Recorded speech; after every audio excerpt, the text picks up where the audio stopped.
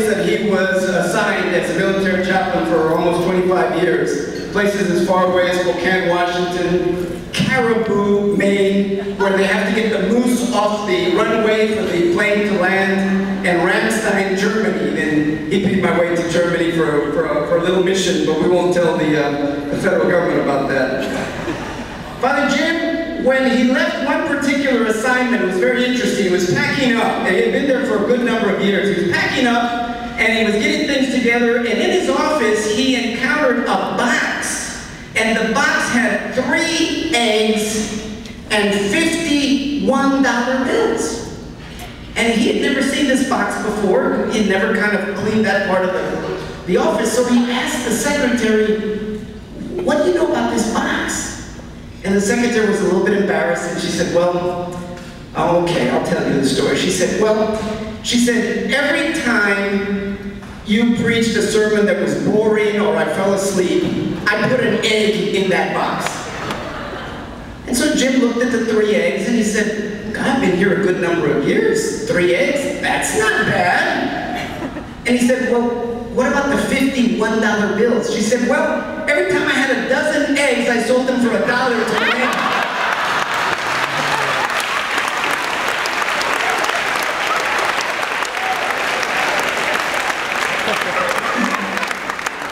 I love Red and Charlene so much, and they love me, and it's evident. You know, Red was at the big kickoff for the missions campaign. And of course, you know Red, he can't just say, "I'm going to give you this gift." He has to do a few more things to it. So Red announces he's giving us a big gift, and everybody's very happy about it. At the end of the big gift, when he announces it, he says, "And this is all the TV cameras of San Antonio are there. There was a guy there from the National Catholic Reporter. There was people there from all over." And Red says, "Oh, Father David, I have one more gift for you, and this is from Charlene." And he proceeds to plant a big wet kiss on my cheek in front of all the cameras. "Red, could you please send Charlene to give the gift next time?"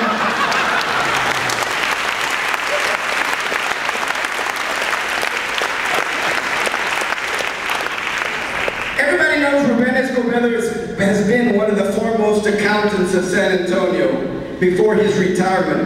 What most people don't know is how he got his first job. His first job, there was a big competition for, it was a kind of a lower level management position. They had to kind of manage a certain amount of people and money and stuff like that. But the owner was going to make it very simple. He was going to interview people from different backgrounds, and he was going to ask them one simple question. What is 2 plus 2? That's all he was going to ask them. So the first person that walks in was an engineer. And he asked him, "What is 2 plus 2? Then the engineer pulls out the slide rule, he shuffles it back and forth, he finally announces, "It lies somewhere between 3.98 and 4.02. So then another guy comes in, he's a mathematician. He says, "In 2 hours, I can demonstrate that it equals 4 with the following sharp proof." Then the physicist comes in, he says, "This is the magnitude of 1 times 10 to the first power." Then the attorney comes in. The attorney says, "In the case of Svensson versus the state of Texas, 2 plus 2 was declared to be 4. Then the stock trader comes in and he says, "Are you buying or are you selling?" Ruben was the last one. Comes in, closes the door. The guy says, "What is 2 plus 2? Ruben gets up, goes to the door, makes sure that nobody's listening, goes to the window, closes the curtains. He looks at the guy straight in the eye. He says, "What do you want it to be?"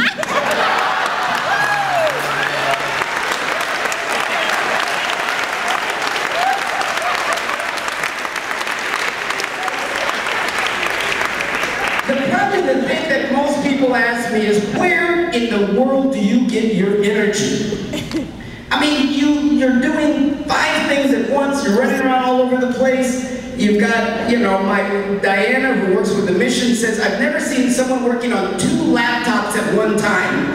And everybody just says, "You just have incredible energy. Instead of taking the elevator, you go up the stairs."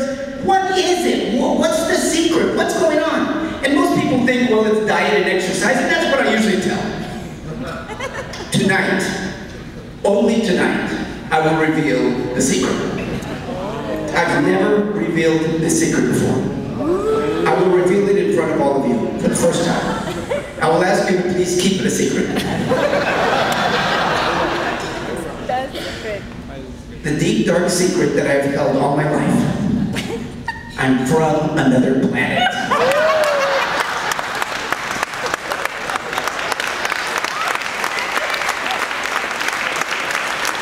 I can tell you don't believe me. You don't believe I'm from another planet, right? Okay, I'll prove it to you.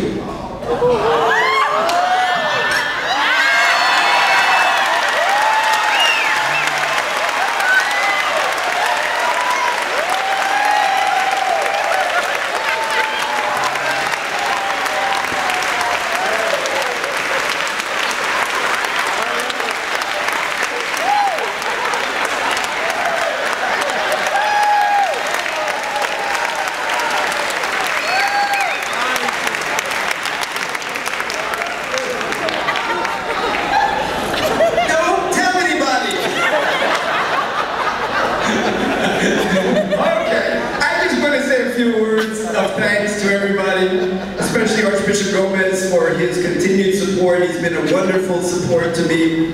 Archbishop Flores, who appointed me to this position. Father Jake, who's been my roommate for 14 years. Thank you, Father Jake.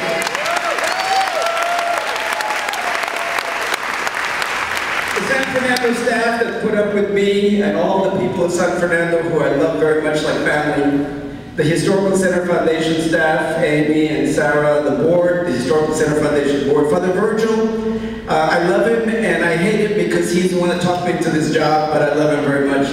Mayor Hartberger and Linda, you all have been wonderful friends and great supporters and collaborators. You are making this city such a wonderful place, and I thank you so much for that.